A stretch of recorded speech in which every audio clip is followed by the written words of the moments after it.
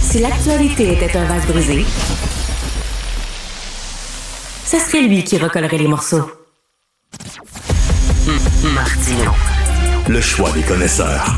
Nous sommes avec Elsie Lefebvre. Et Elsie, j'imagine que tu voulais acheter un chandail des Canadiens à un de tes enfants, puis tu as comme ravalé ta gomme, comme on dit. Ben oui, il y a un article dans le Journal de Montréal qui est sorti.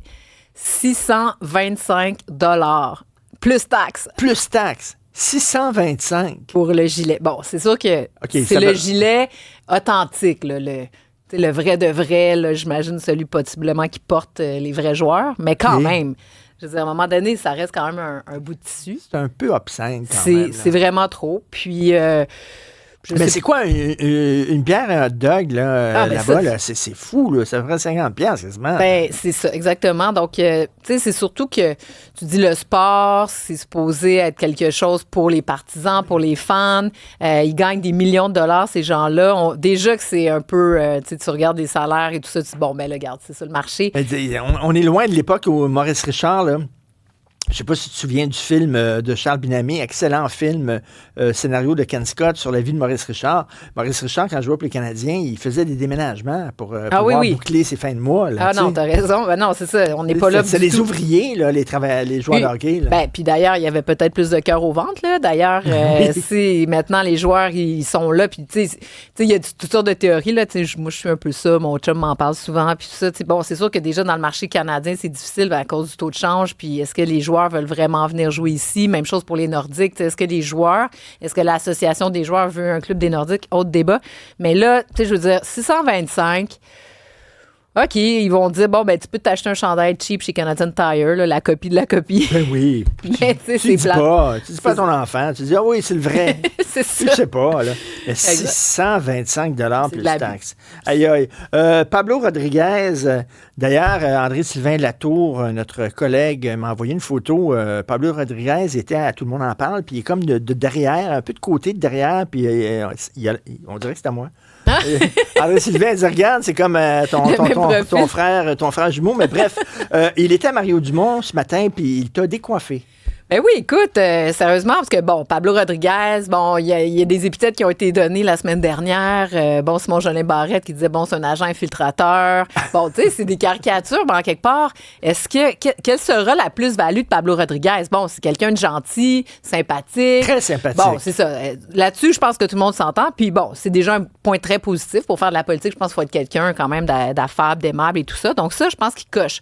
Mais ensuite, les idées. Qu'est-ce que tu vas proposer de différent qui va faire en sorte que, bon, le Parti libéral va sortir de sa torpeur. Oui. Parce que, comme dit notre ami Mathieu Bock-Côté, en ce moment, c'est l'équivalent du Parti Égalité dans l'West Island. Puis, il ne passe rien. Ils ont quoi, 4-5 % de vote chez les francophones. Puis, même dans certains comtés, ils ont eu 1-2 % la dernière élection. C'est une catastrophe. Donc, les francophones...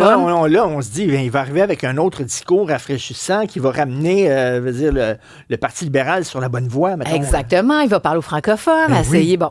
Alors là, Mario Dumont lui demande ce matin, c'est vraiment une entrevue à écouter parce que, je veux dire, il se lance, là, donc j'imagine qu'il a quand même réfléchi à son idée, c'est quand même des moments importants, il va marquer le coup.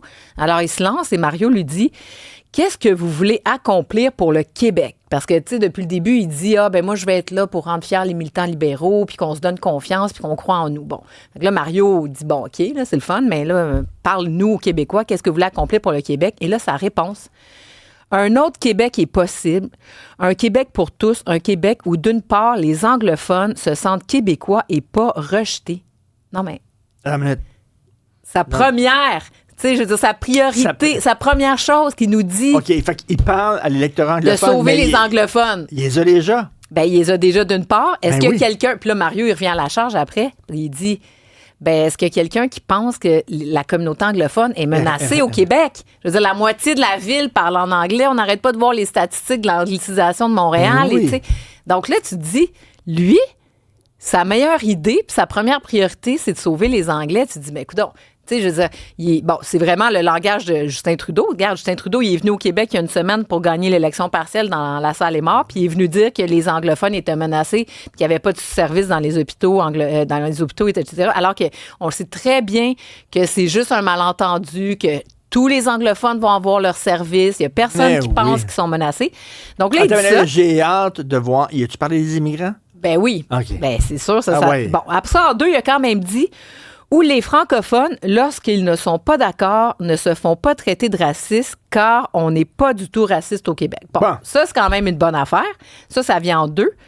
Et là, il en rajoute une couche puis il nous dit un Québec où le premier ministre ne pointe pas les immigrants pour le problème du jour en disant que c'est de votre faute.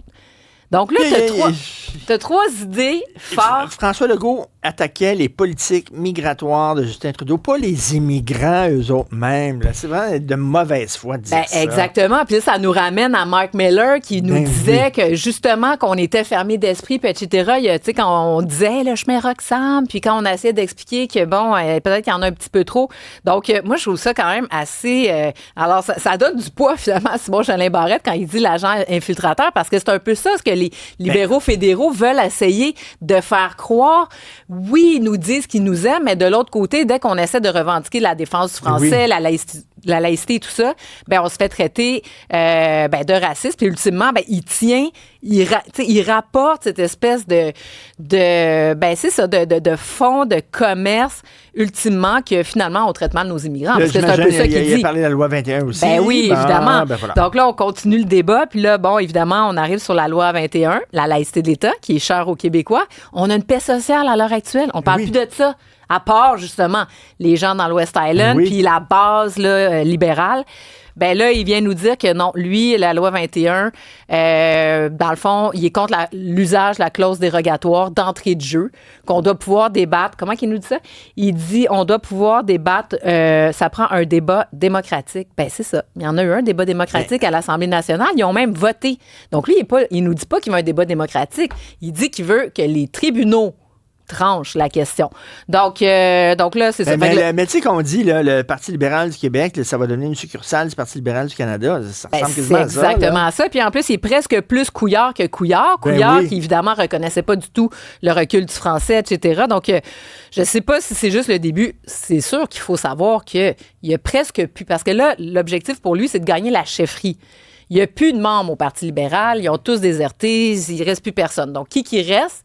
Les anglo fâchés, des personnes immigrantes qui se sentent lésées et quelques francophones qui pensent qu'on est tous des racistes. Donc, en fait, c'est à ces gens-là qui s'adressent. Mais s'il va les chercher, puis après ça, il va se peinturer dans le coin. Il va être pris avec son discours. Puis moi, je trouve que c'est un bien mauvais message parce que je pense qu'il y a assez de charisme et de choses dans son baluchon pour sortir de ces débats identitaires où là, on voit très bien que l'échec des libéraux fédéraux avec leur stratégie d'immigration, leur stratégie de combattre avec, tu sais, quand il nous dit, là, Amira El-Gawabi, là, que finalement, il n'est pas d'accord avec elle, je m'excuse, mais il dit un peu que finalement, les anglophones n'ont pas vraiment leur place, puis que nous, le premier ministre du Québec, on blâme les immigrants. C'est ça. On n'est pas raciste, mais on rejette les anglophones, mais on n'est pas raciste, mais on a voté pour un gars qui n'arrête pas de pointer les immigrants du doigt. Il parle des deux côtés de la barre. C'est ça. Puis rappelons-nous, effectivement, François Legault, avec ce discours-là, a quand même fait élire 90 députés. Donc, juste d'un point de vue strictement électoral,